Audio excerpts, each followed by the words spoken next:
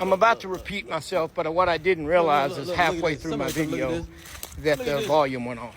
Somebody come and look at this. So when I met Christ many moons ago, I called my dad, my biological father, and I was excited because obviously I had surrendered my life to Christ, and for the first time in my life, I had peace, I had love, I had all these things I didn't know was even possible. And so I called him, and when I called him, I thought he was going to be excited. But instead, he listened to me, and when I got done speaking, he says, does your mom know about this? And I was like, well, what difference does that make? But I was like, yeah, I've already called her and told her. And he said, so what is her thoughts? And I said, well, she's happy for me, of course. And then he says, well, what about Lori, my wife? And I said, well, she's ecstatic. She's beyond thrilled. And he went, really? Why?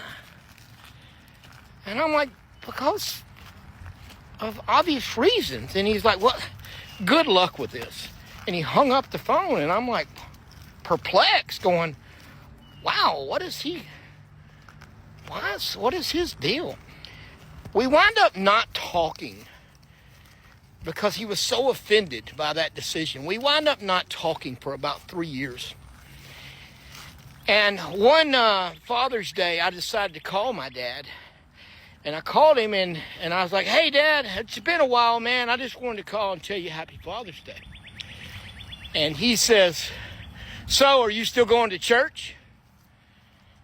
And I said, yeah. He said, so you're still religious?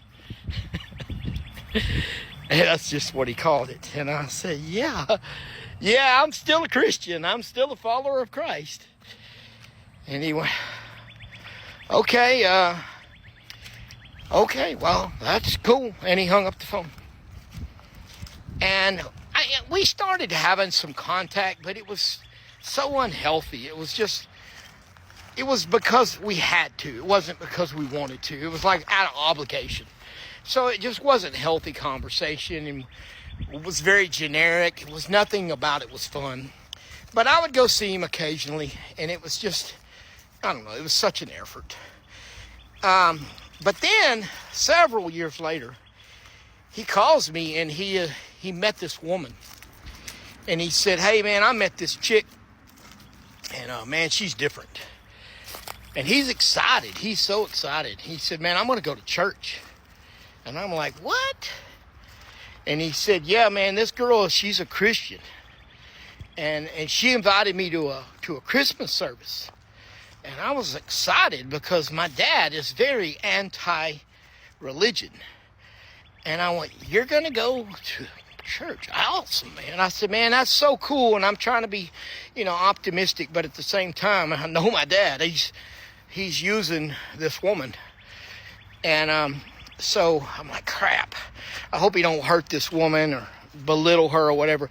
But they went to church. And he calls me afterwards, and he's so excited. He said, man, when this preacher was talking, it was like he was talking about a real baby. I was like, because he is. And he said, it's like that baby was alive. And I said, that baby was alive. And he said it was like that whenever he was telling that story, like it was really happening. And I was like, that's cool. So my dad ends up starting to date this girl. And they start going to church more regular. He even joins a small group. And they're like, he's like going every week. And he's telling me every time he goes, let me tell you what I learned about God today. And he's just so excited about it. And then finally one day he calls me and he said, hey man, I want to meet her. I want you to come. I want to bring her to meet you. And so I'm excited. I'm like, yeah, absolutely. Bring her to Texas. So they come to Texas, and she's only 1 year older than I am. But he comes, and she's a full-fledged Jesus freak. I mean, we're in the yard crying, talking about Jesus and praying, and we're giddy about what God's doing in my dad's life. She knows he's not a believer, but she also knows that God is doing some amazing things in his life, and he's breaking down barriers. Well, we go down to Galveston, spend the day, and then the next morning he says, hey man, can we go to church? And I'm like, absolutely, we can go to church.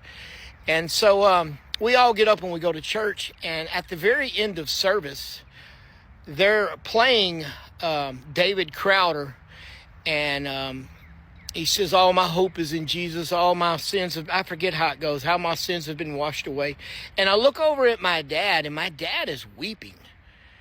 And when he's crying, man, I want to go over there and hug him. And I mean, but then again, I don't want to be the Holy Spirit. I want to let the Holy Spirit be the Holy Spirit.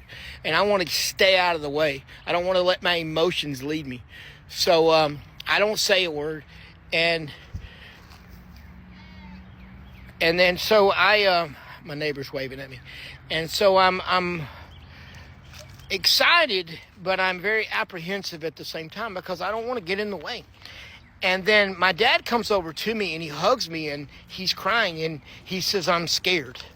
And I said, there's no need to be scared. I said, I want you to go back to your chair and I want you to pray and I want you to ask God what he wants you to do. And then I want you to do it. And so he goes back to his chair and he's weeping with his hands on his face. And then he gets up and he goes to the front and he starts talking to the preacher.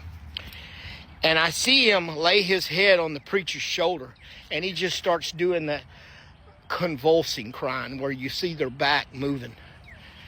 And whenever he turns around and looks at me, I just lose it because I knew immediately. I knew he had surrendered his life to Christ.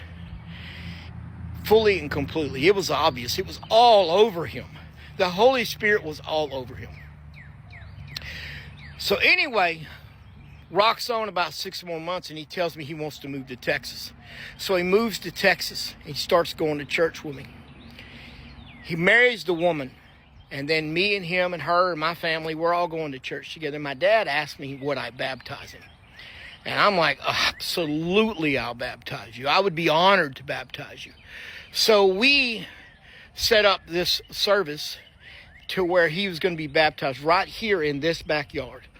I had an above-the-ground swimming pool, and we had several friends over, and we baptized my dad.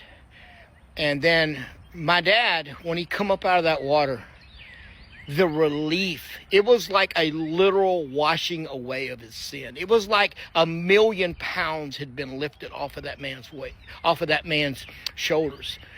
And he just, you can tell he's different. I realized that didn't give him salvation. He already had salvation, but it gave him just a sense of relief. 2 weeks later, my dad had a heart attack and he died.